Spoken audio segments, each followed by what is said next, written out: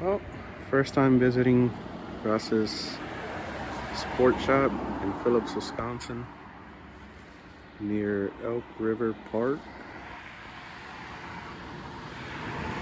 So for someone like me that doesn't know what they're doing on their fishing or even ice fishing in general, I would highly recommend coming here to Ross's Sport Shop, where they have some pretty cool lures. Man, oh man, this thing is actually pretty cool. They have batteries, I'm guessing for boats, panfish, walleye. They even got live bait, meter. That is awesome. That is pretty neat. And they have something special here. We're checking out. Oh, some big old marshmallows. Man, oh man, this thing is pretty.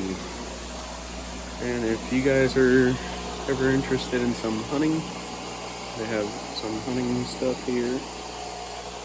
They got merch to support it. Some fishing line here. Panfish, fishing gloves, you name it, they have it. They have your terminal tackle, which I really like. I think it's pretty neat.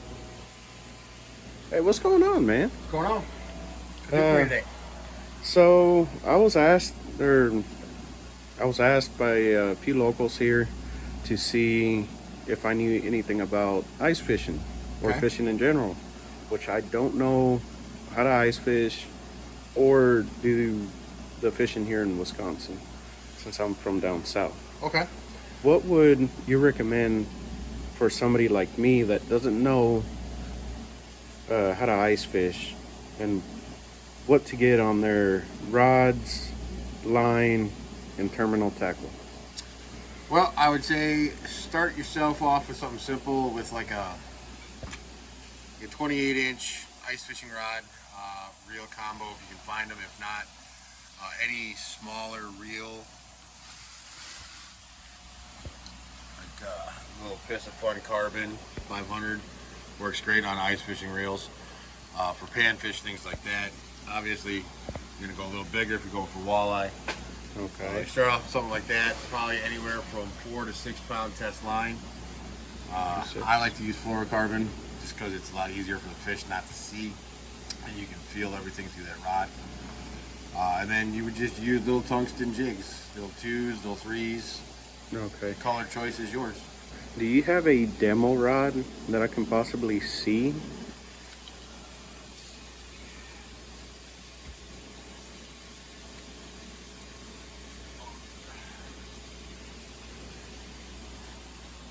So this is what I'm talking about here. Little 26, well actually I think this one's 28. Yeah, this is a little 28-inch. It's got a titanium spring bobber on the top. This one has 4 pound test leader, 6 pound test braided main line. The reason why you do it that way is the braided line will help you if you get a bigger fish with your backing.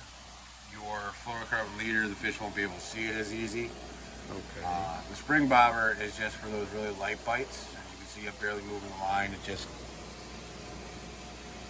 moves like that.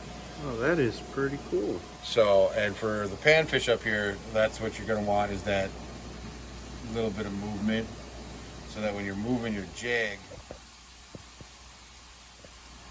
you can see the bite without having to feel it through the rod. Okay. So, and then I usually, like I said, I'll tip it with a little tungsten jig or a little teardrop jig, depending on what the fish are liking at that time of the year. Oh, man. And then, say for a fish like that up there, Oh, the muskie? yeah, what setup would you recommend? For muskie, something like one of these Chaos rods. 8 foot, heavy action. Gives you a good backbone, but still gives you a kind of a flexible tip. Okay. Probably one of these bigger reels down here in the bottom. That's a Revo Beast. The silver one back there is a Tranks. Any of them will work. Put 80 pound to 100 pound either Power Pro or Fins line on there. Okay. And then depending on the time of year, springtime, summertime, bucktails, absolutely crazy. Or topwater baits are my choices. Anything that makes a lot of noise on top of the water. This time of year in the fall, you move to something that moves a little bit slower, like these bobby baits. This is a dive and rise. When you pull it, it goes down about 2-3 feet and then floats itself back up. These phantoms or glide baits are great. When you pull them through the water with a jerking action of your rod tip, they'll swim about 2 foot down, back and forth. They hang on that side, and that's usually when the muskie will come up and grab them. Or my favorite in the fall, big rubber baits like this B52. Basically, you're just casting it out there, you're letting it sink about 2-3 feet, and then you're just ripping that rod, letting it come back down, ripping that rod. What's supposed to happen is when you go to rip that rod the next time, you'll just feel the weight of a fish. Okay. So those are my choices. All right. And what about for like walleye, bass? Bass, your spinner baits, your crankbaits, those are always going to be good for bass and things like that. Okay. Springtime walleye, usually I'm just doing a jig in either a minnow or a leech, because leeches in the spring work the best. Throughout the summertime, I will switch it out to more of a trolling bait like these. And then this time of year in the fall, I go to what's called a blade bait like this, and I do what's called a rip jig. Cast it out, let it fall to the bottom, and just rip it up, let it fall back down, and rip it up. Okay. And then, say if I want to use live bait, would it all recommend, or would it be good to recommend, say, like some small minnows, or? It all based on the time of the year. So we've got crappie minnows, which are really small, tiny little crappie minnows, which work pretty much any time of year. But you're not going to get the size crappie that you're thinking. You're going to get those like 9 inches or so. Okay. Step it up a little bit to our regular sized fatheads. Put them on a slip bobber. Crappie will be crazy. This time of year, I step it up even more to our extra large fatheads. And these will work for walleye and crappie this time of year. Okay. Again, on that slip bobber rig or just a jig and a minnow. So, and then my favorite time of year for muskie is right now.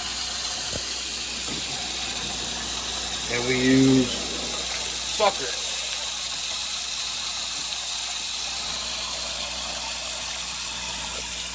That's kind of a small one for this time of year, but you get these bigger ones here, like this guy, and you put them on a nice sucker harness. I'll show you what those are. All right. And you float them just like you would be fishing for a panfish for the bobber. Oh, So that is neat. this is one of the kits that comes with the rig and the bobber all in it. But all it really is it's a one circle hook that goes in the lip of the sucker, and then a treble hook that goes in the side of the sucker. Okay. And it lets that sucker just swim normal, and the muskie will eat live bait. Oh wow. That is pretty neat. So those are my suggestions if you're coming to the Northwoods of Wisconsin any time of the year. Otherwise, you can always stop in and see what's happening. All right, well, thank you so much. And what was your name again? Jay. Jay? Yep. Well, you guys have heard it. If you guys want to stop by Ross's Sports Shop down in Phillips, Wisconsin, come in, ask for Jay or Glenn, or if not, John Carlson.